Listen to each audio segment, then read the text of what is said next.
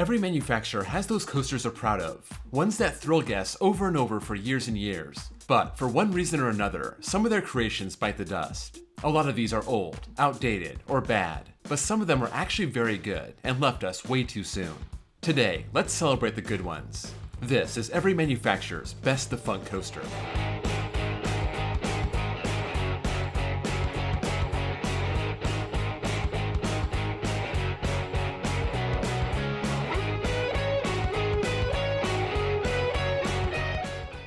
Not every manufacturer has a defunct coaster, so we're gonna have to leave some of these out. No surprise, this includes RMC, 29 coasters since 2011 and all of them are still going strong. Morgan made 8 coasters between 1996 and 2004, all of those still operating. The Gravity Group got started in 2005, 29 coasters to their name, all still open. Giovanola only has 3 coasters, not as impressive, but none of them is shut down. Also, Art Engineering is just getting started. Like RMC, their first coaster goes back to 2011, and this year they're gonna have 16 coasters, all operational.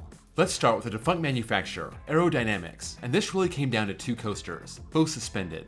Do I go with the original bat at Kings Island? Tempting, but no. I'm going with Eagle Fortress at Everland in South Korea. This was one of the newer suspended coasters, opening in 1992, serving 17 years, and then they pulled the plug. This ride looks insane, and the fact this was torn out after only 17 years, with all the modern engineering Aero used after the original bat. To me, that says the ride's forces put a lot of stress on the track, which means it was probably as awesome as it looked. B&M has 132 coasters dating back to 1990, but only 2 options for this list. One just shut down, Green Lantern at Great Adventure, but the other one is definitely a good pick, Dueling Dragons at Islands of Adventure. 2 quality inverts, masterfully engineered to intertwine and have near-miss elements. Over time, this ride being ruined by objects flying out of people's pockets, and the retheme from the Lost Continent to the Wizarding World. Those 2 factors leading to this ride's demise in 2017. Custom Coasters International, or CCI, have 7 defunct coasters, and 2 of them really stand out. Megazef at Six Flags New Orleans served 5 years before Hurricane Katrina took the whole park down. But I'm going with a coaster I got to ride and very much enjoyed, Villain at Jaga Lake. This was part of the massive investment of 2000. 4 coasters come into the park, known as Six Flags Ohio back then. Villain having a wooden track on a steel structure, 108 feet tall. Big drops, not much airtime, but just a ton of fun. A coaster that fell victim to the park it was in, Jaga Lake closing down in 2007. Chance Rides has a bunch of defunct coasters, but almost all of them are toboggans, which I really hate. So, I had to find a non-toboggan and came up with Gold Rush at Wild Adventures. This is a Big Dipper family coaster, and I've actually ridden the other 3 at Michigan's Adventure, over Texas, and Dutch Wonderland. So, this is the only one that's gone, lasting from 1999 to 2009. 16 feet tall and wrapping around itself for 2 laps. The Dinn Corporation built 10 coasters and 6 are gone. 3 have been RMC'd and 3 got torn down. And my pick is a coaster a lot of people would say is horrible, Mean Streak at Cedar Point. This ride was enormous, 161 feet tall, over a mile of track, and I got to ride this when it was kinda new, and when it was heading out the door. My opinion of this ride in 2002 was relatively positive. A wild, out of control, long ride and not too rough. And by its last year in 2016, it was pretty much a jackhammer fest from start to finish. The ride had potential. I saw some of that potential in 2002, so it's got my vote as the best defunct Dinn. E&F Miler makes coasters that are easy to put up and take down and move around, but my vote is one that ended up in the Atlantic Ocean, Starjet at Casino Pier, New Jersey. This was put up in 2002, a high miler model, just like the one at Funspot Kissimmee, and this one's a lot of fun. Janky, but fun. And Casino Pier had one just like it, all the way until 2012 when Superstorm Sandy destroyed the pier. And this ended up in the water, one of those defining images from that storm, and the loss of a very good coaster. Gerstlauer has built 115 coasters, and only 1 is gone. That's Siefenkiste at Jader Park in Germany. This is just a kiddie coaster themed to a soapbox. In fact, Siefenkiste means soapbox in German, opening in 2014 and closed down this past year in 2024. Gerstlauer has been in the coaster business for 27 years now, and it's pretty impressive to only have 1 go down. Now, let's hope TMNT Shellraiser doesn't get added to that list. Great Coasters International, or GCI, has 4 defunct coasters. 3 of them ran their course and were shut down in favor of RMC, and 1 was shut down by no fault of its own. That's Ozark Wildcat at Celebration City.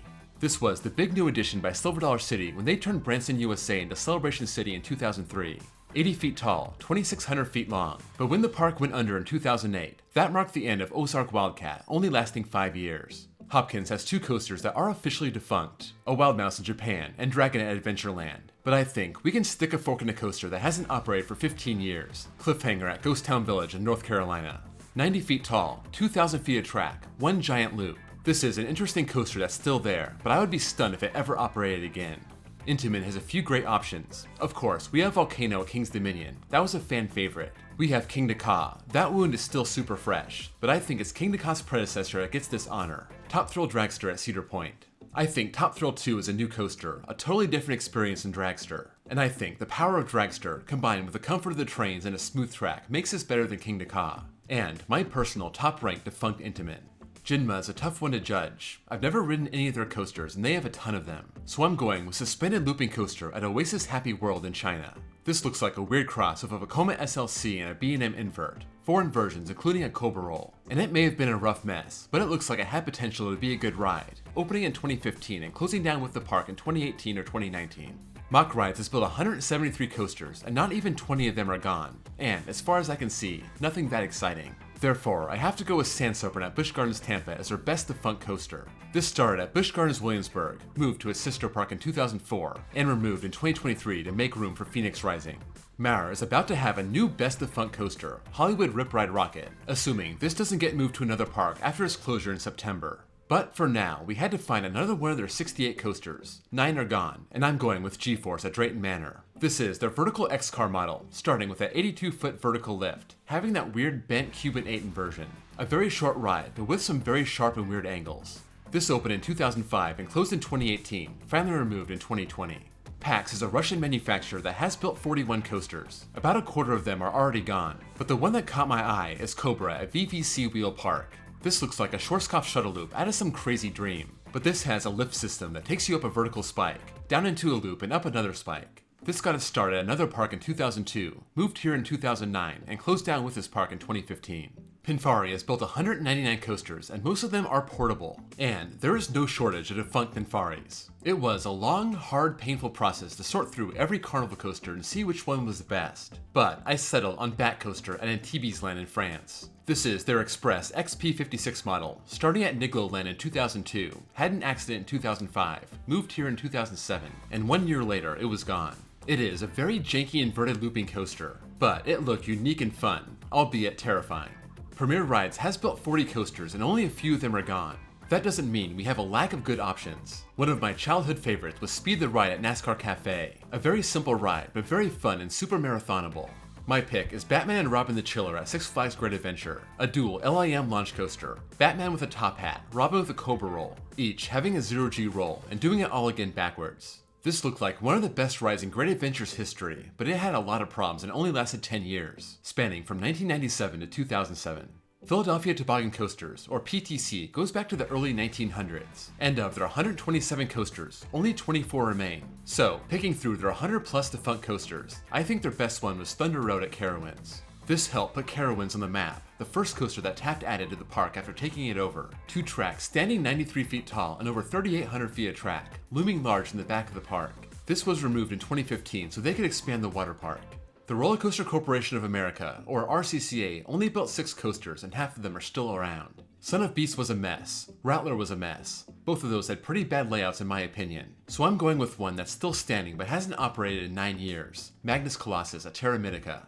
This Spanish coaster stands 118 feet tall, almost 3,800 feet of track. It has a great looking double down. I'm sure it's a rough mess, but this has a cool setting, interesting layout, and assuming it never operates again, this looks like the best defunct RCCA.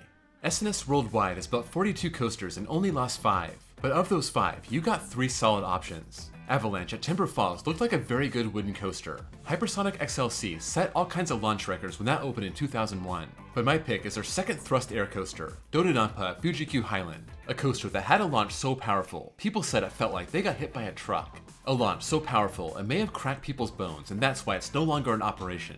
0 to 112 miles an hour in 1.6 seconds. Just an insane, one-of-a-kind experience that I'm sorry is no longer around, closing in 2021 and being torn down in 2024. The SBF Visa Group has built 424 coasters, lost about 75 on the way. Most of these are small, but the best one to me is Migfur, the tower coaster at Wonderland Eurasia, the Turkish park that shut down right after it opened in 2019 and is just sitting there in limbo. This is a very sketchy looking coaster, having a 75-foot tower and beyond vertical drop, into a loop and back to the station. Not very thrilling, but one of those experiences that would be amazing to have. Schwarzkopf built 146 coasters and have lost over 100 along the way, and 2 loopers stand out to me. One of them went by a bunch of names: Thriller, Texas Tornado, Zonga, Tsunami. You know which one I'm talking about. This super compact 4-inversion looper somehow covering almost 3,700 feet of track. This was retired in 2014 after moving to Isla San Marcos in Mexico. My pick is one that sadly just closed down in 2021, Mindbender at Galaxyland. This park is inside the West Edmonton Mall in Canada. This coaster coming in 1985, having a tragic accident early on, but they chose to keep the ride. And it gave us 36 good years, this standing 145 feet tall and covering 4,200 feet of track, 3 inversions. Just an insane coaster to be indoors. This shut down in 2021 and was removed in 2023. Skyline only has 5 coasters. At the time of this recording, none of them are actually operating, but 3 are officially gone. The best one in my opinion is Tidal Twister at SeaWorld San Diego. This was a horizontal sky warp. Instead of 2 Immelmans, this was flipped on its side, so you had an airtime hill and an inline twist, combining airtime and hang time. At least, that was the idea. I rode it. It wasn't terrible, a perfect ride for a park with a 30-foot height limit. But even despite that, it only operated from 2019 to 2023 and was taken out. Togo is a Japanese manufacturer that built 71 coasters and almost 50 of them are gone. Most of these don't look so good, but there is one I would have loved to ride, Ultra Twister at Six Flags Astroworld. This started at Great Adventure, moved to Astroworld in 1990, shut down with the park in 2005, got moved to Six Flags America but was never rebuilt. Between the near vertical drop, those crazy heartline rolls, 1 forward and 2 backwards, this looked like a fun ride. And luckily, this model still does exist in Japan. Vekoma has seen a renaissance in the last 15 years. Those new age coasters still going strong, but when you look back at their old school models, they've lost about 35 of 431 they've built in total. To me, this comes down to 2 options, one being Goliath at Six Flags New England, formerly Deja Vu at Magic Mountain, but they butchered this so bad, it became a terrible ride by the end. My pick is a coaster that was great all the way to its final day, Firehawk at Kings Island. This started as X-Flight at Jaga Lake in 2001, Cedar Fair moving it to Kings Island in 2007, and lasting 12 seasons before seeing the end of its road in 2018, removed to make way for Orion. This Flying Dutchman was fun, smooth, gave a unique ride experience, and for a long time was my #1 defunct coaster, regardless of manufacturer. Wiegand mostly builds mountain coasters, 340 total, and no surprise, all but 6 are still in operation. Of those 6, the best one looks to be Outlaw Mountain Coaster at Steamboat Resort in Colorado. This had almost 6,300 feet of track. That is one super long mountain coaster, 3,700 feet of that track being downhill, opening in 2017 and closed down in 2022.